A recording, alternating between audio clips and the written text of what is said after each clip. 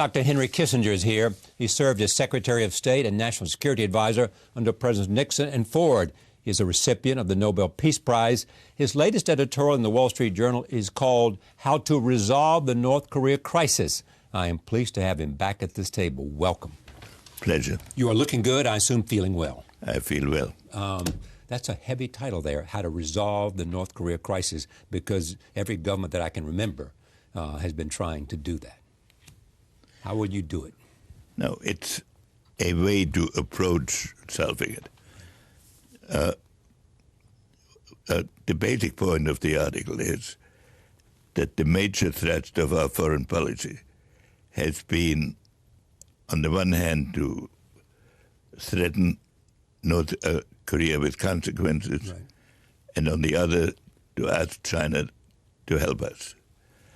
The threat is not fully effective because for the North Koreans, they've spent decades of oppressing their people and depriving them to build these weapons. So they're not going to yield to threats very easily. Threats of sanctions and the like? It's going to take tremendous physical threats even to imagine them yielding to it. And on the other hand, China helping us, they are not there to help us. They're there to help themselves. And but we are, the point of the article is, we are at a moment when the interests of America and the interests of China coincide. We don't want the nuclear weapons in North Korea because of many reasons, because of the threat it might represent to us and to others. The Chinese do not want nuclear weapons in Korea because if those weapons remain, other countries in Asia are sure to build nuclear weapons of their own. Like Japan. Like Japan, South Korea, Vietnam, and other entities might be tempted. So then the whole area will be nuclearized, and these countries are in great tension with each other. So that would be an extremely dangerous situation, of which China would be a greater target even than the United States.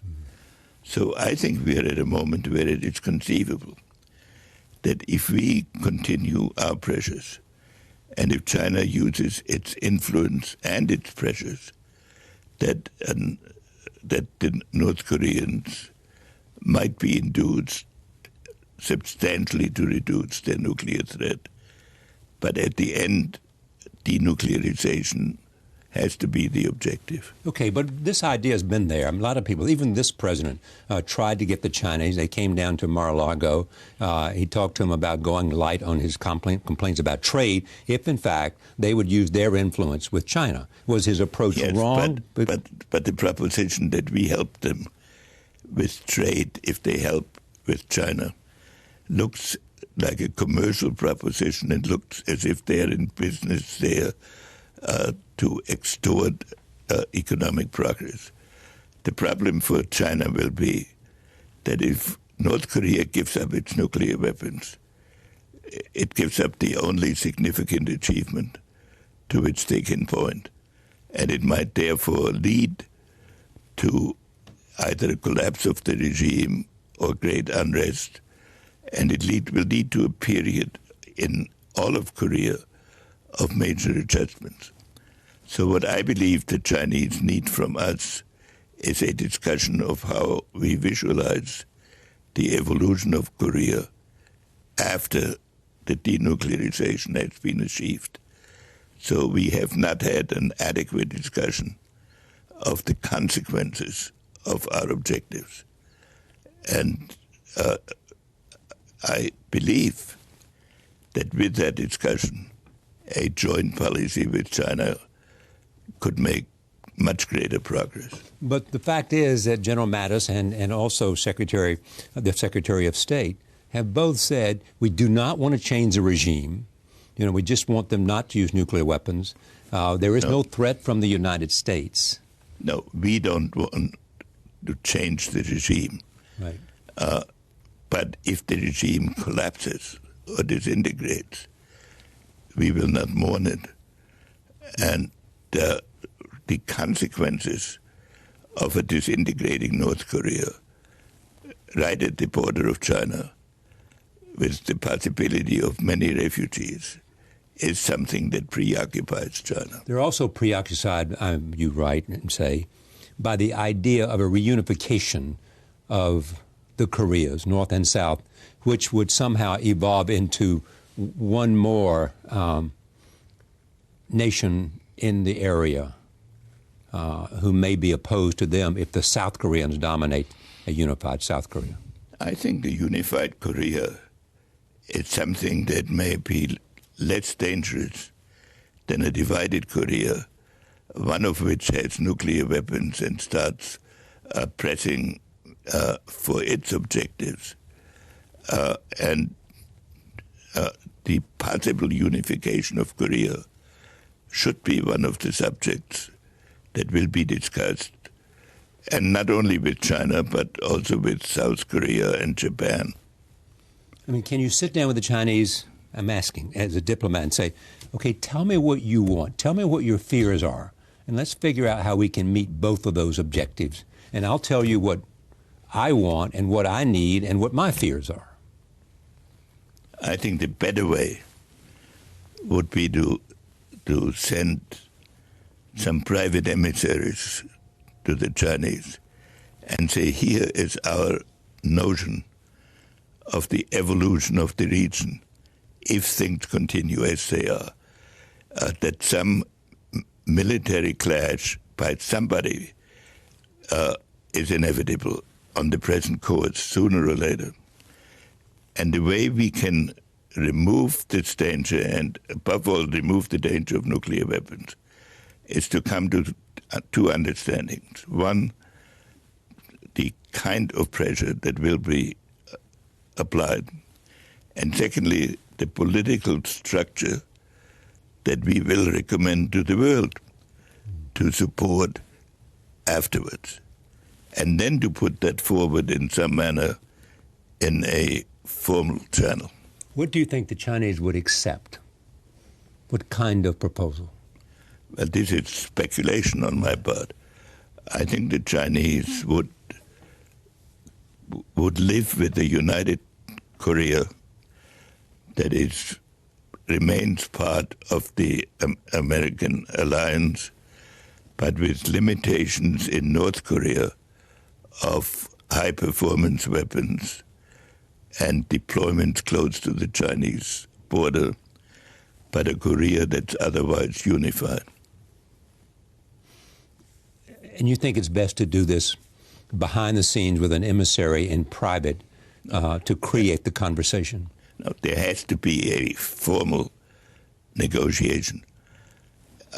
But there has to be, it is helpful if there is enough of a philosophical kind of dialogue so that people understand, when each side understands, how the other views the problem and what it is likely to do. But they've had lots of conversations over the from one administration to another.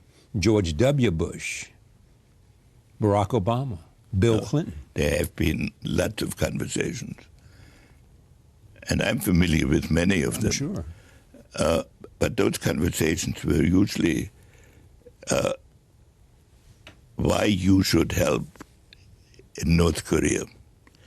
There has rarely been a formal conversation of the future of Northeast Asia, partly because for a long time North Korea was considered an integral part of the Chinese and the communist world, until about one of the more significant events that happened that we, in the nature of things, couldn't notice enough was that until about 3-4 years ago, North Korea was handled inside China out of the Communist Party, not out of the foreign ministry. So it was considered an adjunct to Chinese policy. And I think it is only in the last few years that the Chinese leadership has begun to understand that the North Korean nuclear program is not just a minor irritant or not just something that is likely to fail, but something that could be operational and was growing strong enough to affect the balance in Asia. And could be effective within a year, the recent estimates suggest. So I think the speed has surprised everybody. And the conduct of the North Korean government, assassinating the half-brother of the leader at a Malaysian airport by spreading poison on its face. It's but many similar things. The North Koreans have, in fact, killing some of his father's advisors. Yes. 5 of the 6 pallbearers of his father at his father's funeral have disappeared. 5 of the 6 pallbearers have disappeared. Wow. And one of them, the uncle that had helped put him in office, was publicly disgraced and was executed. So it's another regime that when you want to entrust with possession of nuclear weapons. But the key point is that there are many people who say, well, why don't we just accept it? Yes, they do. And because we've lived with the Chinese and the Russian nuclear weapons. And the Pakistanis and others. Yeah, we can certainly. But here is a country that has proliferated its nuclear weapons already when they're still in an incipient stage. They have made some of the nuclear materials available to Syria several years ago, and reputed to have given some of their engines to Iran. And so this is a proliferating regime, and most observers would believe that if they survive this period, not as a regime, but with nuclear weapons, that then the spread of nuclear weapons into South Korea and Japan becomes highly probable. As I understand from your article, too, do you believe that South Korea, Japan, as well as China, especially China, should be brought together in this? This should be a conversation that takes place with anybody who has an interest in the region. Yes, I would believe an initial conversation with China is probably the best way to proceed, but then a bilateral conversation, informal or conceptual, in which we tell each other as honestly as we dare what our view is of the evolution and why this is important for the peace and security of mankind. It isn't a question of bringing down a regime. It's a question of producing a world in which the use of nuclear weapons will become conventional or could become conventional, and the catastrophic impact of so many nations threatening each other. And therefore, the ideal would be if North Korea could be induced, and by induced I mean with significant pressures, to give up its program. If not, a sharp reduction of its capacities, allied to a brief period of freeze. But I'm not happy with the freeze idea, because the freeze really maintains the present situation. And if you think that the North Koreans would have achieved this by brutal insistence in the face of the condemnation of the Security Council and of the opposition of China and the United States, this means world order would be shaken badly. Does a preemptive attack to prevent them from having a nuclear weapon capable of delivering to the United States have so much cost that it's unacceptable as an alternative? Yes, because that's exactly what we said to the Iranians. It's unacceptable for you to have nuclear weapons. That's what we're saying to the North Koreans. Yes, and I've been of the view that we did not get from the Iranians enough for the agreement that we did, but that agreement at least delayed the advent of their nuclear capacity, and it was positive from that point of view. A simple freeze agreement right after they have launched an intercontinental test would legitimize all their efforts, keep them in the same capacity, and not make any progress towards what really we know needs to be done. Because if this nuclear spread continues, if nuclear proliferation continues in Asia, and if we cannot control it, even in a country that is really condemned by most of mankind, by most of the established countries, then we have lost any control over other programs that exist or may spring up. Do you consider Kim Jong-un a rational leader? You know, the first one knew about Kim Jong-un. He was at a prep school in Switzerland. Yeah. And there were all kinds of reports of how normally he behaved. The Korean regime has maintained itself by practicing a degree of terror that's essentially unprecedented, even among many of the dictatorships. Every house has a radio which it cannot shut off, so that the regime talks permanently to the subjects. They have a system of concentration camps and of human abuse that is extraordinary. They have kidnapped at least 100 Japanese because they needed teachers of the Japanese language. And they have achieved a degree of brainwashing of their population so that some of the refugees from there find it very hard to adjust to the free countries to which they voluntarily escaped. So, but is that a reflection of a cruel mind or a rational mind or both? I think their definition of necessity is so beyond human experience that one would say it's a substantially irrational element. Does a president who talks about fire and fury contribute to the possibility of threats like that? Well, all of us who have studied traditional diplomacy and practiced some of it would have chosen different language.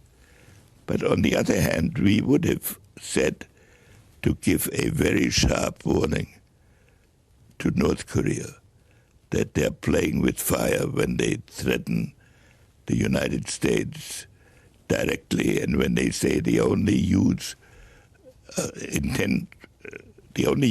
the ICBM that they contemplate is against the United States. And then when they talk of dropping missiles around Guam, I understand that a president wants to issue a very sharp warning that things could get out of control. And the dilemma of nuclear weapons is that to make such a threat credible, you have to show that you are going to the edge of what a rational calculation would be. I would not have recommended that language, but I would have recommended an effort like this. What's your assessment of China today in terms of Xi Jinping on the eve of another Chinese Party Congress coming up in October, November, in terms of his leadership and his global vision? China has two huge challenges. They're a country with thousands of years of history, and therefore there is a sense of continuity in China that is unique among the peoples, among the countries of the world.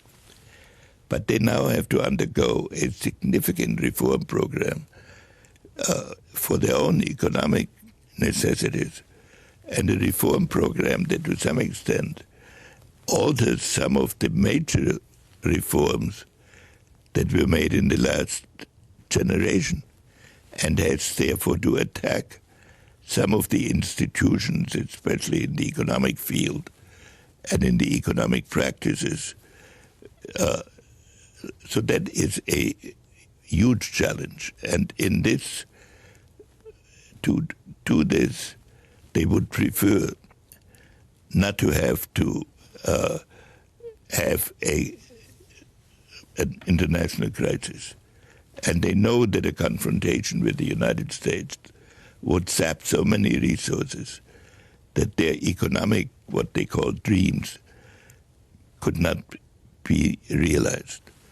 On the other hand, in these thousands of years of history, they have thought of themselves as a country whose majestic conduct and scale of activities was symbolic for major parts of the world, and they considered themselves as a kind of central kingdom.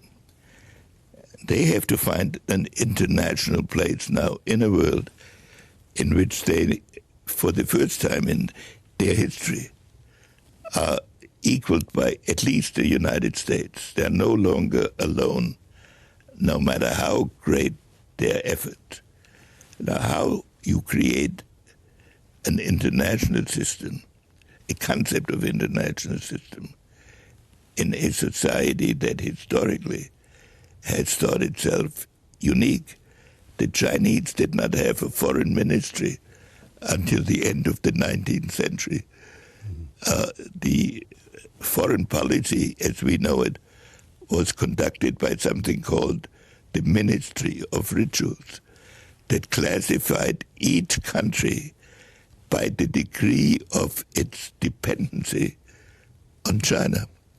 So China has, at one and the same time, reform its economic system and deal with the concept of international order, in which they can play some of their historic role, but not the central role exclusively that they had before. And they're face to face with another country, namely us, which also thinks of itself as exceptional, but we do it more on a missionary basis, and they do it more on a performance basis. So to have a dialogue over the years between the American president and the Chinese president, it has a certain frustration, because the American president, no matter who he is, thinks the normal condition of the world is stability. And if it is unstable, there has to be a problem. And you fix that problem and stability returns. The Chinese president thinks that the solution of any problem is an admissions ticket for another problem.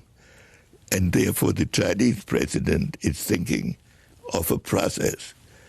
And the American president in this period is thinking of a deal, but in general the American negotiator thinks of the solution of what brought him into the conference room. So even with good intentions, it's hard to match these. Okay, but having known all of them from Mao and Zhou Enlai to Deng Xiaoping, Jiang Zemin, Hu Jintao, and now Xi Jinping, how does Xi Jinping compare to those previous leaders of China? In vision, in ability, in reform, in capacity to have his way? Well, first of all, he lives in a different period. And each of the leaders you mentioned represented one phase.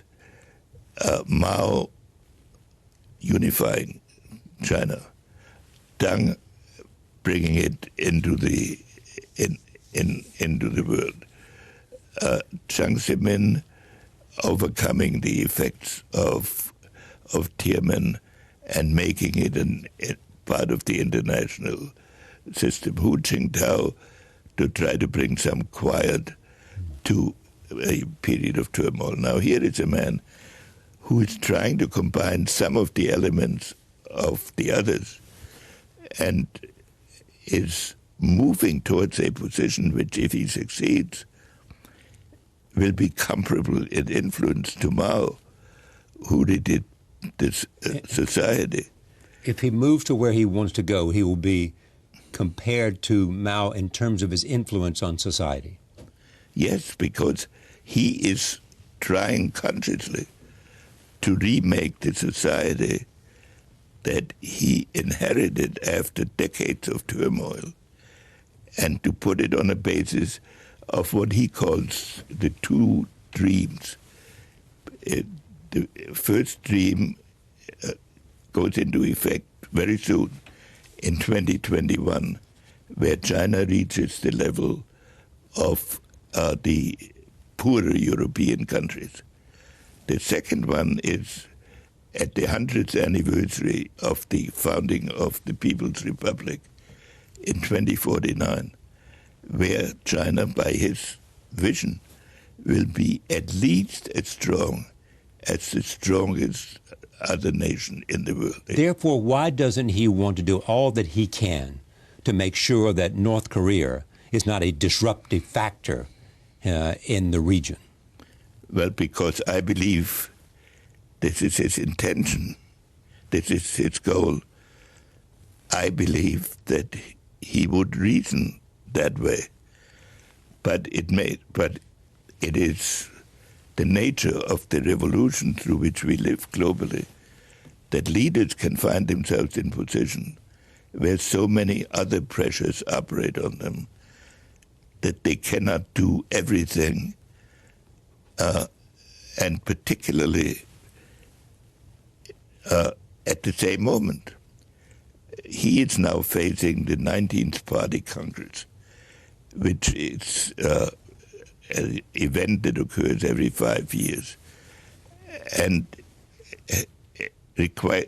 represents some degree of legitimization and leadership changes. And there will be almost certainly significant leadership changes, and that will occur in the next 2 to 3 months. Yeah, they'll select a new premier. Yes. And who's on the standing committee? Well, the standing committee was so organized that 5 of the 7 members have to retire because of age limitations. Yeah, but there's they talk can that, change that. Yeah, there's talk that that one of them might be able to stay. Yeah. But that would be such an unusual event that it would signify a rising influence for that exception. But anyway, that is what he seems to me to have to deal with. In terms of capacity, in my experience, he is extremely thoughtful, but also extremely strong. He was one of the victims, he and his father, of the Cultural Revolution. They had to live in a cave for many years. And I have heard him say, and he has said it publicly, that the Cultural Revolution victims came through it hardened. So he's formidable. But I believe that he's trying to find a notion of a peaceful world that's compatible with Chinese values and compatible with coexistence with the United States. But it will be a tough road. Yeah. At the same time, assuming leadership in terms of a global role, in terms of global economic institutions, in terms of well, and he the made, IMF and other places. He made a speech in Davos last year, which was a sketch of world order that on the economic side was quite compatible with a rules-based system. Well, when he said that, that was a time in which populism was red hot, and the notion was who was going to step forward to defend globalization and globalism. And ironically, it was China that started as a communist state, and is in many respects. But one thing has never changed is their belief in the supremacy of the Communist Party. Absolutely. Having been part of the conversation in America for a long time, are you more worried about the country today than you have ever been? Not only because of the domestic issues and our president, but the world that he lives in. No, I'm worried because in the over half a century now that I have in some way participated, I have never seen a situation in which the United States had such an opportunity to contribute a world order, but I've also not participated in a situation in which the country seemed so divided and so unable to find a common thread towards its possibilities. So on the one hand, there's enormous opportunity for the United States to use its superior economy, its superior technology, its superior universities, its superior range of issues. And to contribute. What we really need in the world today is that the idea of peace and world order, which dominated the previous centuries, it's being undermined by a succession of upheavals, and some of them of a technological nature. So a leadership in the direction of such a goal would give the United States extraordinary opportunities, and is quite compatible and, in fact, expressive of our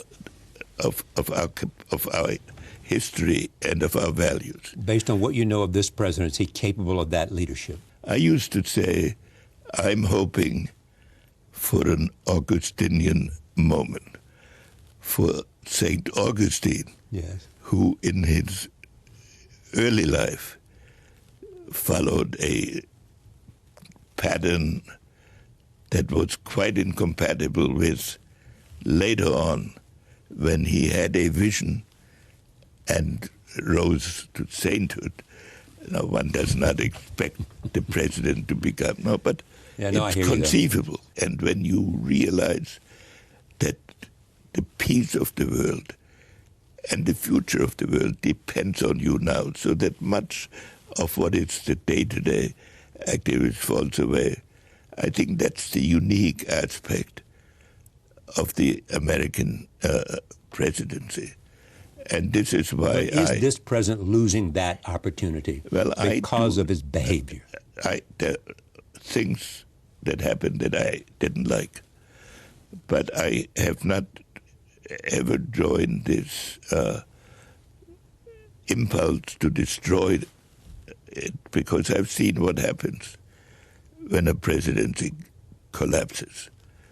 And so I still hope that we will do the things that need to be done, and that I think can be done, and towards some of which nothing that has been done in Korea precludes in any way what I have indicated as a desirable outcome. Nothing has been done.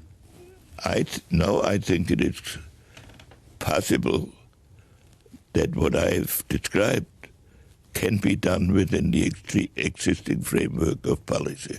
Are we at a moment in which a new world order will be built? I mean, in other words, is this because of changes that have happened in the last 5 years, say?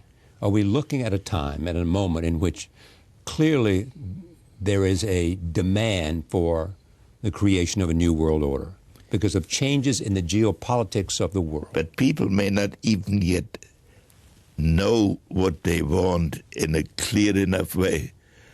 But that is the leaders of this country can bring it to them and to other countries, and by that process,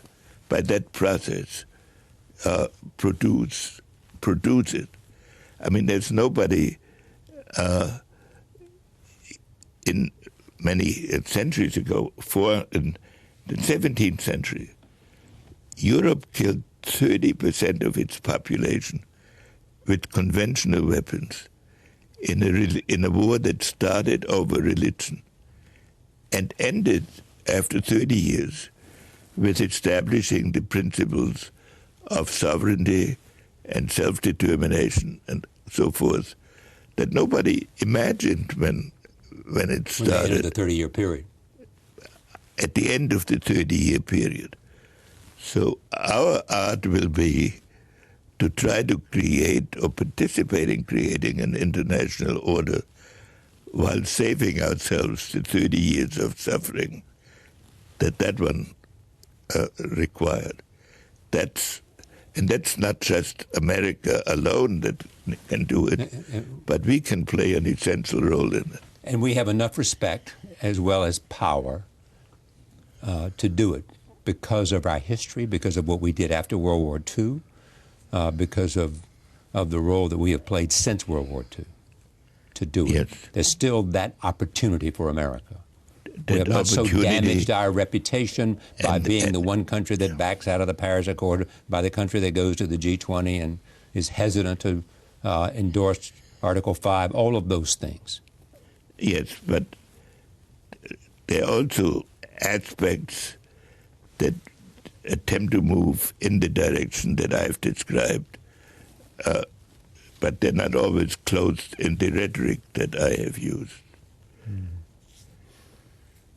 Are you, in the end, then optimistic?